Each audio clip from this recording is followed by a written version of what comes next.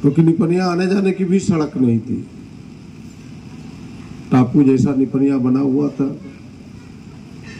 तो भाई विकास का पहला कदम तभी होता है जब आपको आने जाने की सुविधा हो जाए। आपके जो उत्पाद है वो बाजार तक पहुंचने के लिए पहले सड़क चाहिए। हमने पहला वो काम किया, फिर आपके स्कूल बने, और अब जो एक पार्ट बचा हुआ था उस पार्ट को भी सड़क मिल गया, उसको भी पुल मिल गया है। तो हमें लगा कि अब जो खेती हो रहा है, जो आधुनिक तरीके से, आधुनिक नहीं कह सकते आप उसे, कहे तो सबसे पुराना तरीका वही है जो नेचुरल खेती होता है कि भाई कम खाद का उपयोग करें, जैविक खाद का उपयोग करें। क्योंकि खाद भले हम उपयोग करके लगता है कि हम बहुत उपजा लिए, लेकिन वह खाद हमारी भूमि को बंजर करता है। धीरे धीरे उसकी उर्वरा शक्ति समाप्त होती है और एक समय ऐसा आ जाता है कि भाई खेत उपजने लायक रहता ही नहीं, इतनी बंजर बन जाती है। तो बड़ी शोध करके फिर से कृषि वैज्ञानिकों ने यह फैसला लिया, और कई देश, आज दुनिया में कई देश है जहां इस खाद का उपयोग भी नहीं होता, जो है रासायनिक खाद है। तो हम सब भी प्रयास हो रहा है, यहाँ भी प्रयास हो रहा है कि भाई रासायनिक खाद का उपयोग न करके जो जैविक खाद है,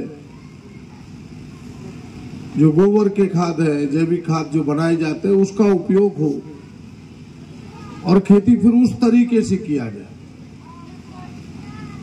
और एग्री स्मार्ट विलेज में उस पर, प्राकृतिक खेती पर ही जोर दिया गया है कि आपको उत्तम बीज मिलेंगे, और जैसा कहा कि भाई वैज्ञानिक उसके आएंगे, कृषि वैज्ञानिक, कृषि विशेषज्ञ आएंगे, आपको बताएंगे।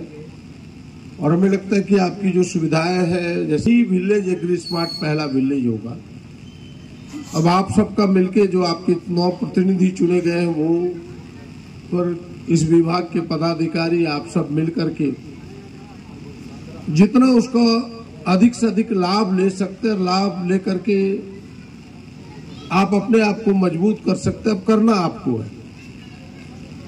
हमने केवल एक प्रयास किया है, फिर जो थोड़ी बहुत कमी रहेगी उस कमी को भी हम सब दूर करेंगे। अगर ऐसा कहीं लगेगा कि नहीं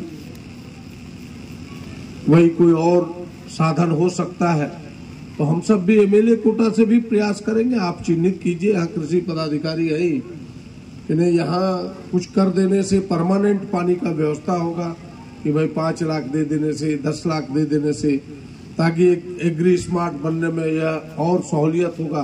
तो हम सब भी देंगे। मनरेगा है, अन्य चीजों से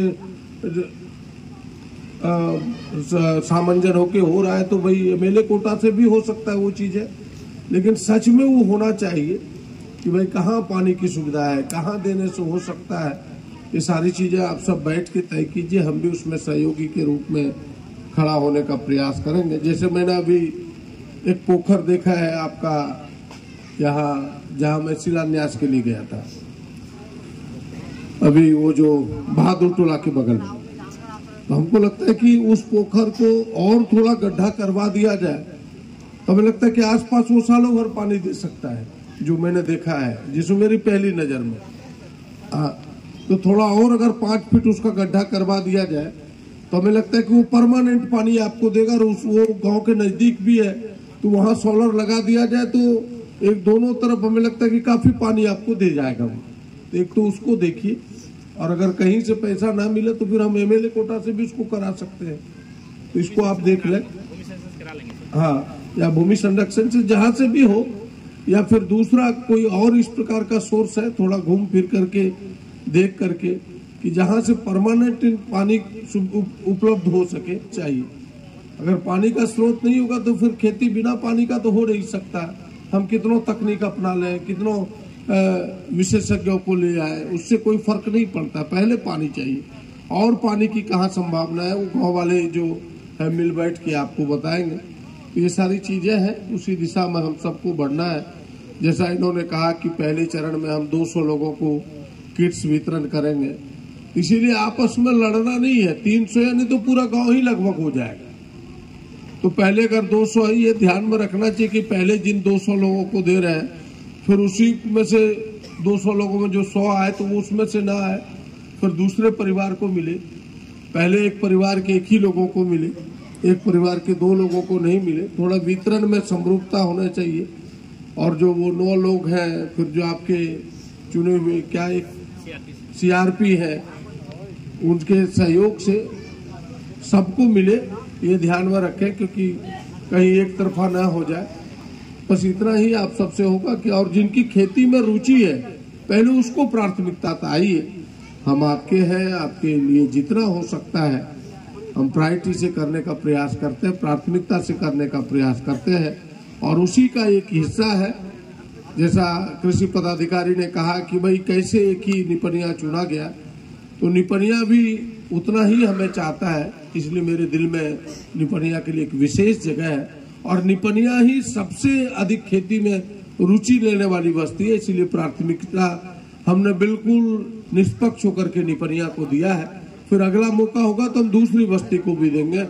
इन्हीं चंद बातों के साथ आइए, सरकार का जो उद्देश्य है हम सब मिलकर के उसको सफल करें, हम मजबूत हों, हम अच्छी खेती कर सकें। इन्हीं शुभकामनाओं के साथ आने वाले नए वर्ष की आप सबको ढेर सारी शुभकामनाएं। आप सबको धन्यवाद। जोहार।